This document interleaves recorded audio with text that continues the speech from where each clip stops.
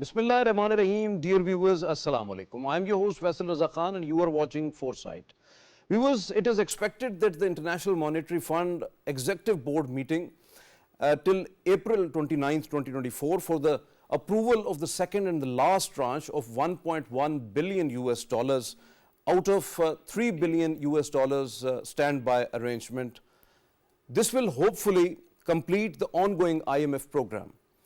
Now, Pakistan is all set to have next 24th IMF program, a long-term extended fund facility of at least US dollar 6 billion to US dollar 8 billion.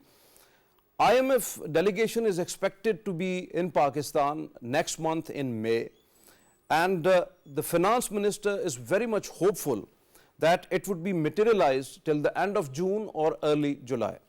Finance Minister is also hoping that this 24th IMF program would be the last because of the promising economic indicators which are showing very positive results.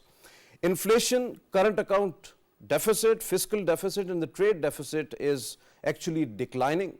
Agriculture growth is picking up, stock exchange is performing well and crossing all barriers. Foreign exchange reserves are promising, foreign direct investment, remittances, exports of different sectors including rice, information technology and of course the machinery is on rise, while forex reserves and rupee getting stable.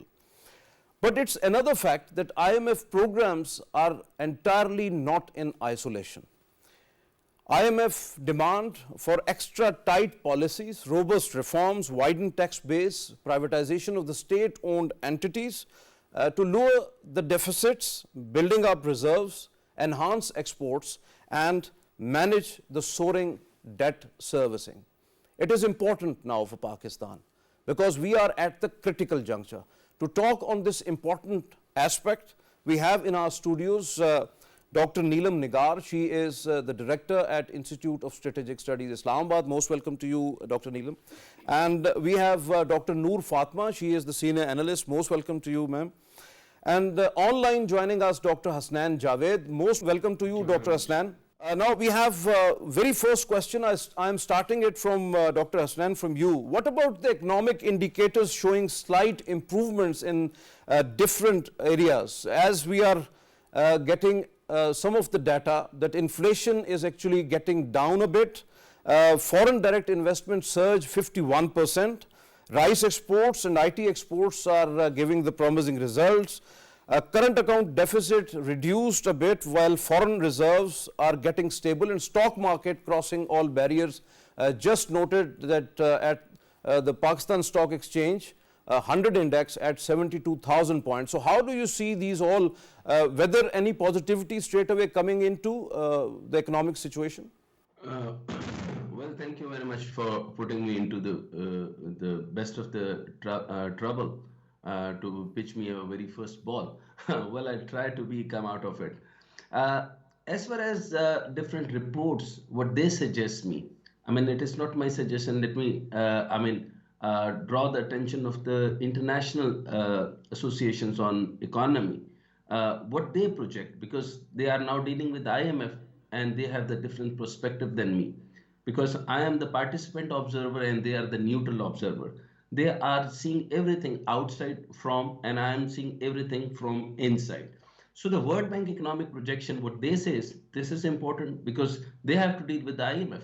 So the World Bank projected Pakistan economic growth at 1.7, you are right.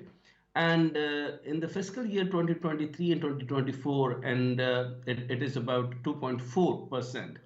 I'm not saying I have any doubt, but if it is 2.4 or it is 1.7, but nearly about to me is every Pakistani goes into 0.7 in the minus. How to impact, for example, half of this? That is a technical, critical, calculation that which we goes on back.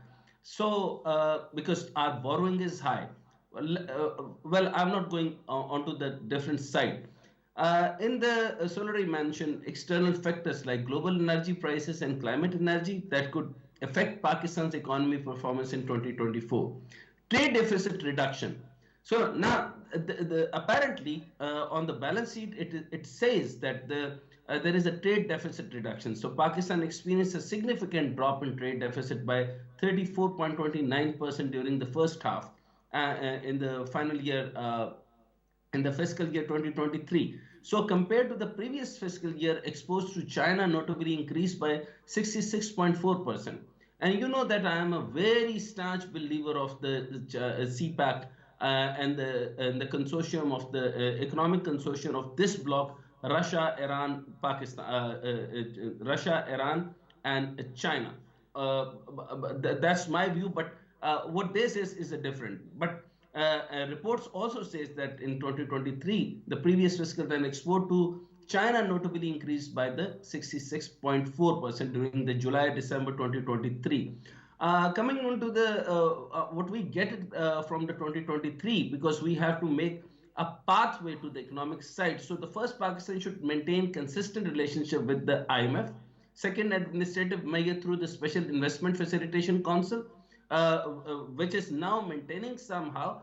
So now we are waiting for the $100 billion. Doctor, regarding the consistent relation with the IMF, what about the ongoing standby arrangement of US dollar 3 billion, as the second and the last tranche of is expected to have get approval from the IMF executive board, which is going to meet on 29th of April.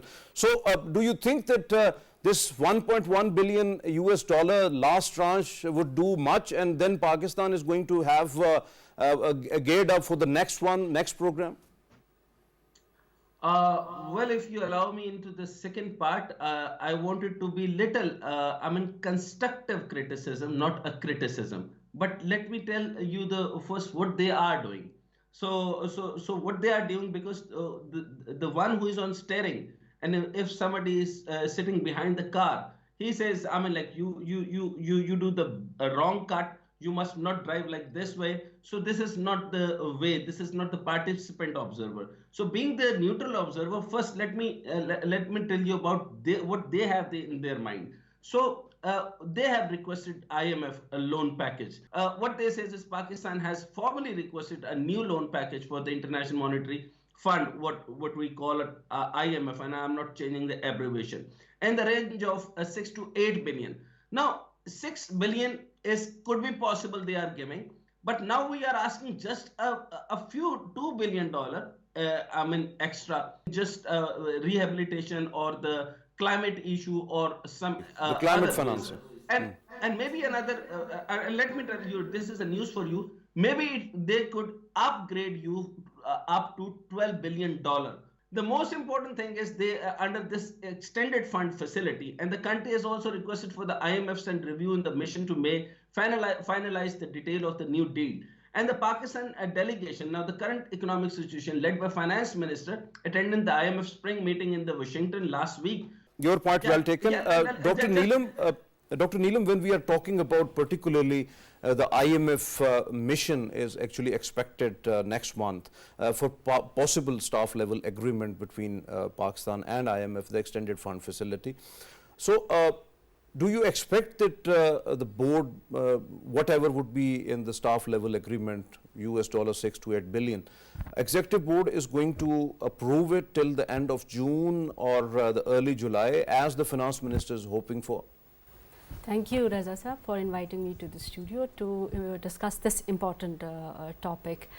I think that is what is yet to be seen, that whether they'll agree to the initiatives that the government has taken.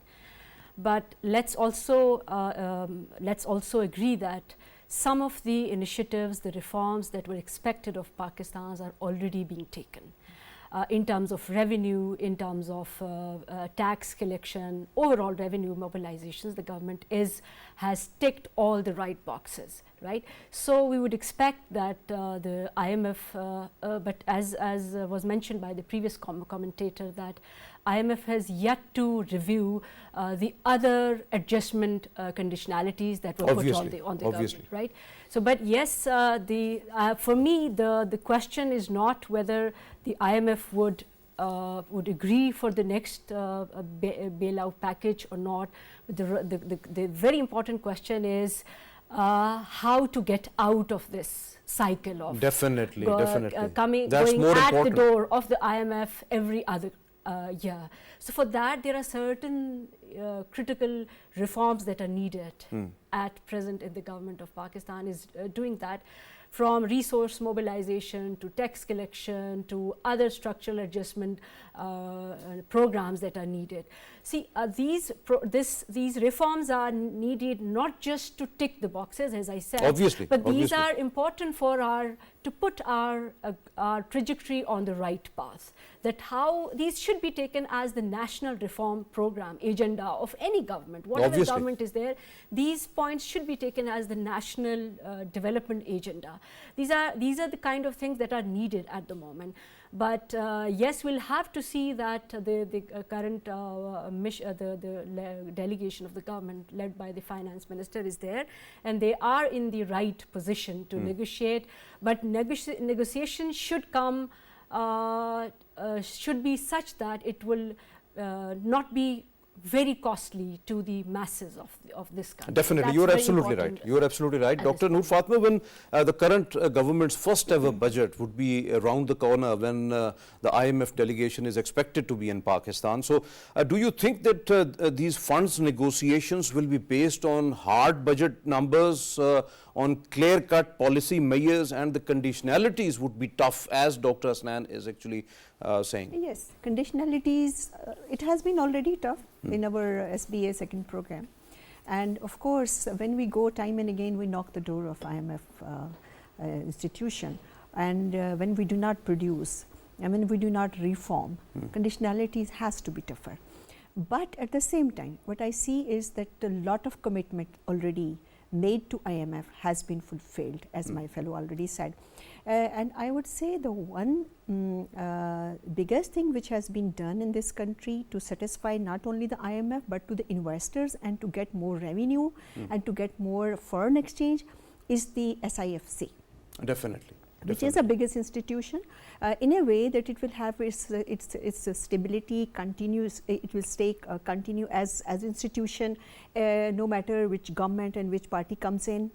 So that is the biggest signal which has been given for the last 1 year to the international community, and it will definitely not satisfy only the IMF conditions, but of course they satisfy the Pakistan's requirement and Pakistan overall economic framework, which is much required. Obviously, you so are absolutely right. their conditions would be more enhance the tax base, basically. For that, we are hearing now policy statements of the Prime Minister, and of course the reformation of the tax authorities and all these kind of. And this is, remember, this is a country of $3 billion economy.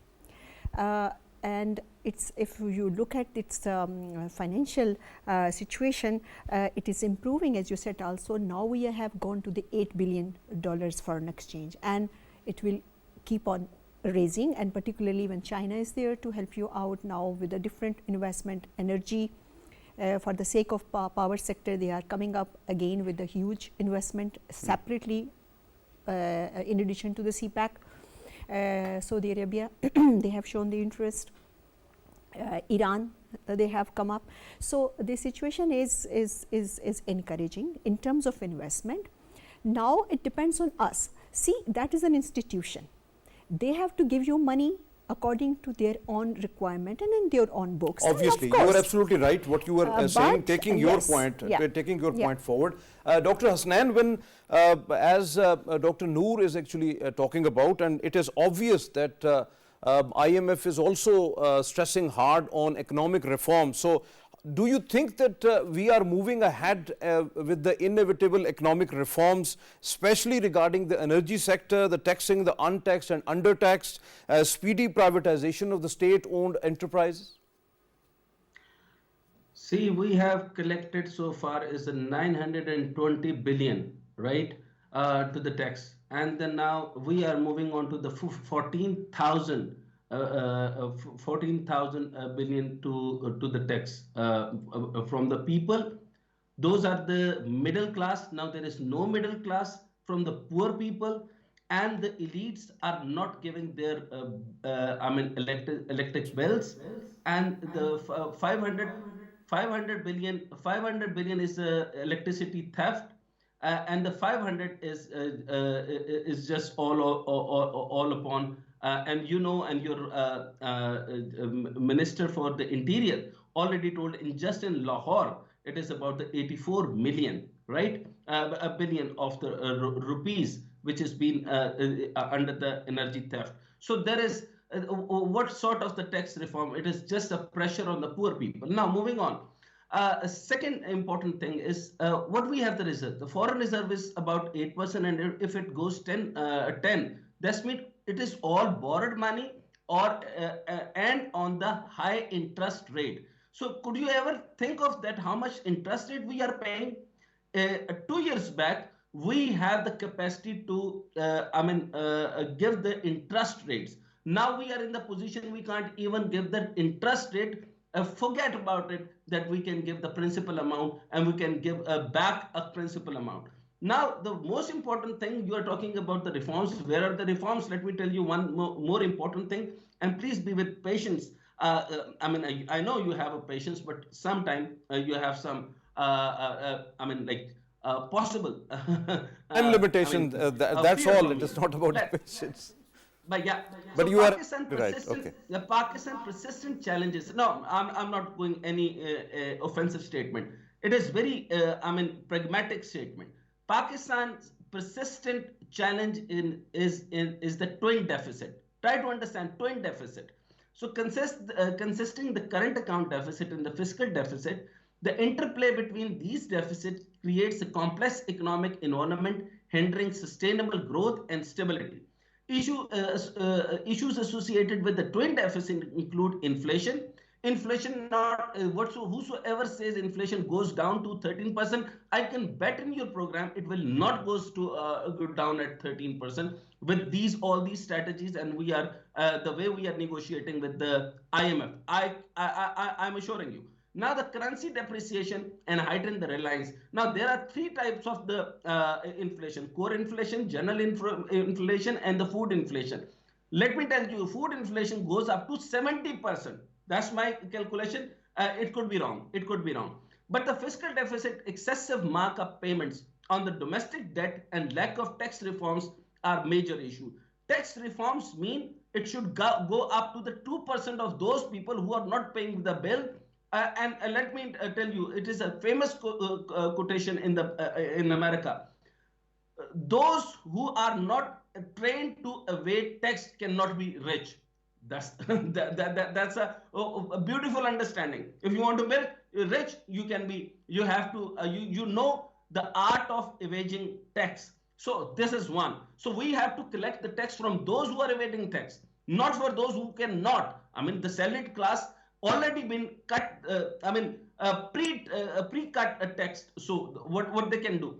This present, now the very important thing is, there is in 2024, US dollar should not be 234. It is now 280. Am I right or wrong?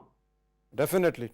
You are right. So now in 2025, it should not exceed more than 253. So whosoever blocked this organic Mayer, whatsoever they treat with the dollar, that means we have loss of 5%, which is 280 million rupees of Pakistan into, and somebody is responsible for that. Now, I'm not going to open. Now, if you, of course, your respectable people are here, you can ask them, and then then I'll talk on the projected imports volume and estimated export volume and other agriculture issues, because it is very much related to. Your point well taken, Dr. Hasnain, your point well taken. Dr. Neelum, when we are talking about, just recently Prime Minister has the visit in Karachi, and the industrialists and the business community, they were very open in demanding the rationalized energy tariffs, like electricity at generation price and imported LNG directly at the import base cost. So in some instances, they are also directing towards subsidized energy rates. So how that would be possible when IMF wants energy transmission without any sort of a subsidy? Now that is exactly the issue with the negotiation with the IMF that the current government is doing. See, we cannot expect the IMF to be very in favor of what is the need of the people, the business community of this country. Or the people of Pakistan. Or the people of Pakistan. Here comes the role of the government. Now you will ask, has the government the capacity to navigate this very tricky issue of satisfying the conditions of IMF and also satisfying the demands of the business communities. Now that is where the government has to look for what it can do and what it cannot. I will take it broader to the broader issue of IMF, that what IMF is doing in most of the countries like Pakistan. Once a developing country is in the tranche of an IMF or whatever agreement it has, it repeatedly goes in that. There are very few instances where governments have taken IMF loan, but they have used it at the right, creating the right kind of investment opportunities for the people in the country, and it has come out of it. But we, from the last 24th agreements that we have signed, we haven't been able to do That's that. not yet signed, Yes, but we are in negotiation actually. But yes, So, with regards to the subsidies that you are asking, it has to be looked at that the government will be in a position to give the kind of subsidies that is needed, right? So for that, I think the government, the negotiation which is still underway, has to push for these subsidies that are needed to be provided, the kind of protection that is needed for the government, for the business communities that they are raising. And I think they are right in raising these issues, that the kind of cost of business is very high. So the inputs that your point well taken. Your point well taken. Let me just add one thing. Please. The inputs that are the exports that they are doing, for the inputs that are needed is an import. Yeah, Our definitely. economy is an import-dependent Definitely. economy. So whatever input they imports is in dollar dominated, right? But whatever they exported is the gap between the export and the import bill is very high for an individual businessman. So for that, they have to be given the kind of insurance that the government is doing something in favor of them, so that they cannot be very much crunched in times of this you are crisis. absolutely right. Dr. Noor, when, as Dr. Neelum said, that cost of doing business is getting higher and higher because of not only because of the tight policies, but also if you are just going to remove subsidies, don't have energy like electricity or gas available to the industry, to the exporters, and they are demanding that their chunk is, or their competitors are going to get the Pakistani chunk out, and otherwise Pakistan's exports are going to be declined in future if the cost of doing business is higher and higher. How do you see that? If you just tell us fundamentally, briefly. Subsidization is not a good economy. Yes, definitely it's not a good policy. But having said that, we cannot apply everything in this society, keeping in view that this is applicable fundamentally. I mean, Not applicable abruptly. Yes. And fundamentally everything is not to be applied.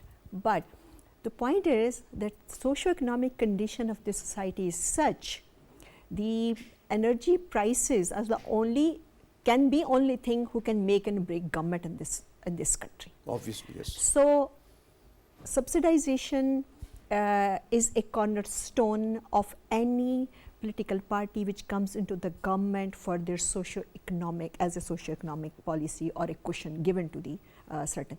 Though I said I'm not in a favor of subsidization, because that is not a true cost, and that is being paid from your and my pocket, of course, in the revenue.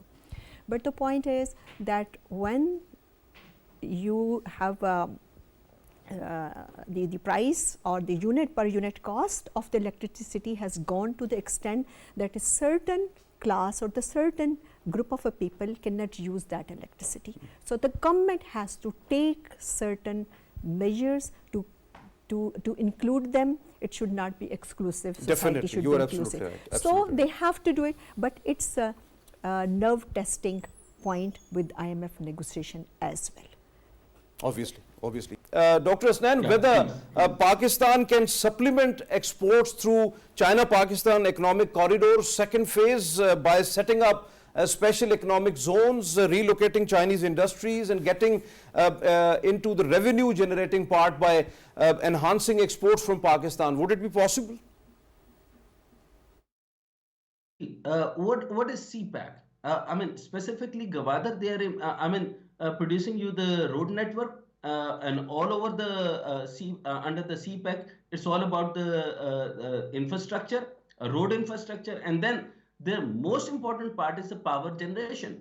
So 497 billion rupees is a capacity payment to the coal power project. So IMF asked not to pay them. So this is one thing. So that means there are going to be hindrance, and there are so many power projects going through. You know the Amir Pasha Dam. Other dams are being constructed, and the Chinese people are working over there, and India is not happy with that, and they are continuously attack on that area. So that if we get the energy, our industry will be in better shape. Now, the most important and fundamental issue is not that. For example, who says like subsidy is good or bad? I mean, what type of democracy or what type of anything? What we say is it is just to be on a different side. It is called a Jeffersonian democracy. What we follow is the Jeffersonian democracy, and Jefferson in 1790 to 1820. He is in the favor of the agrarianism, American nationalism, anti-clericism, those who are against the clerics, and of course I am against the cleric, liberalism, populism, and republicanism. So in that way, for the third world countries without rebate, how can I move on? I mean, like under the CPAC, there should be the 9 economic zone. Technically, there should be 39 economic zone. It is under the MOU being written in there. And what we have developed, only one, just with the, and what was the percentage? 20% of the one, second is just 5%, third is a 6%, and then is a 1% of the Russia. Nothing we have done in so far in this economic zone. Now, the most important thing is about the industrials. Industrialists, if you give me the 62 per unit of the electricity, why should I install the industry over here? And let me give you an example of the textile. Just I am in the favor to give a rebate to the textile sector so that they can. Very important point, Dr. Hasnain. Very important point. As Dr. Hasnain mentioned, the policy rate of 22%. South Asia region has average interest rate is around 7.1%. It is across South Asia. So Pakistan has 22%. How, as Dr. Hasnain mentioning, the textile, I am saying it small and medium enterprises, other sectors, how can they be competitive and enhance their exports? Do you not think that this might be the prime reason that despite of generalized scheme of preferences plus from the European Union, our exports are declining, particularly the textile exports? I agree with Dr. Hasnain that with this, as I was also mentioning in my previous comments, with this kind of cost of doing business, it's impossible for them. So the government has to create the incentives. So as was mentioned about the rebate, the government can create a balanced economic growth, a good economic growth, which can favor everyone by creating incentives in the economy. It can tax those sectors which are unproductive, like real estate, and it should create rebate, it should give incentives to those sectors on which the government can rely and create incentives, be it IT, be it industries, be it any other sector that can produce at least not just growth, but they are creating employment opportunities for this country. So it's the government which has to do that. For that, the government has to put its foot hard, that how can it navigate this thing. So for that, I think I agree that the government has to create that incentives for those sectors. If you are just working on a free market economy, then obviously you have a very little space to maneuver. Obviously. So when I was looking at some of the data, comparing our government expenditure to GDP ratio to the government expenditure to GDP ratio of France, Germany, and United States. The government government expenditure to GDP ratio in all these developed countries, which are the champions of free market economy, is around 45%. And how is ours? How much is ours? Ours is hardly 17%.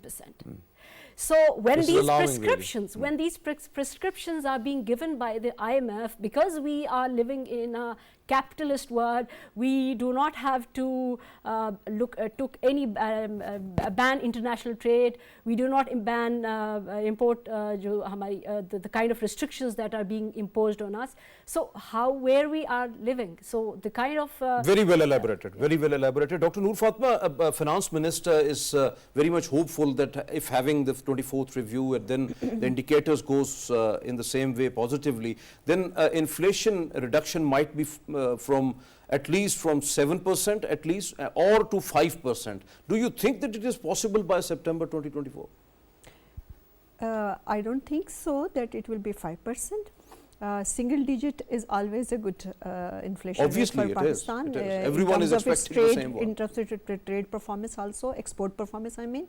But the point is that of course they will be able to curb some of the inflationary pressure which is artificial, which is because of the governance issues.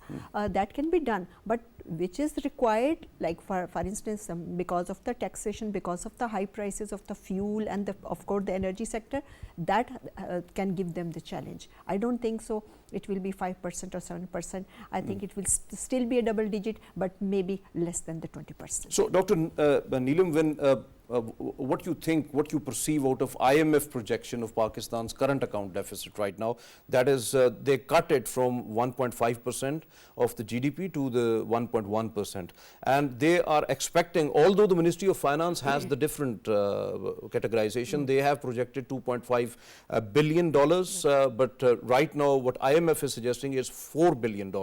So next fiscal year that is projected at least 1.2% of the GDP. So how do you see that, whether we are going to have some decline, we'll see something into the current account deficit, because ultimately the figures are not right now not very much optimistic. Yeah, it is a very hard road that the government has to travel when it has to meet these targets. As I'm saying repeatedly, that these conditions are very tough for the governments to meet. The government has to cut social spending, it has to cut its subsidies, withdraw the subsidies to meet these particular conditions. As per the IMF condition, it has to liberalize the international trade. It cannot ban the imports at all, because we are under the condition. So until and unless the government corrects its path of coming up with certain policies which can be an alternative policies, the prescriptions which the IMF is given, and the government comes up with certain alternative prescriptions, that it can be in a position to generate those those resources which are needed, and it can cut down the trade deficit or the budget deficit. It has to be, it is going to be, as I said, a very tough road for the government till Definitely, you are absolutely right. Absolutely right. Dr. Hasnain, if you be brief on, because we have run short of time, how to enhance the tax base, plug in the gaps and stop leakages or the tax evasion, bring agriculture, retailers and the property sector into the tax net, and of course, what is going to be the effect of Tajar Do scheme, which is going to end at April 31st, 2024? Any positive results coming out? What to do with the Tajar Dost? I mean, all the tax leakages and all the electricity theft is by the 2% of the richest people. I mean, they are in the governance, they are in the government, they are the industrialists, they are they are hand in hand with the government. So ask them, not to the people.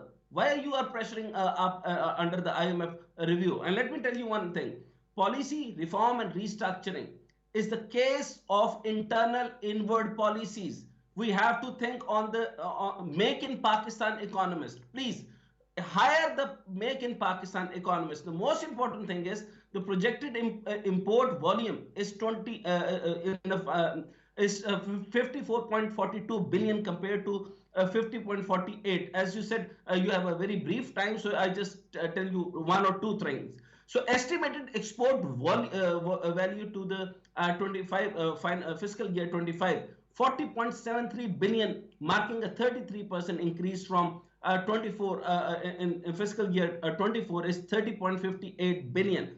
And the direct tax measures worth rupees 2.5 trillion. 2.5 trillion. The poor people have to pay. Poor people have to pay.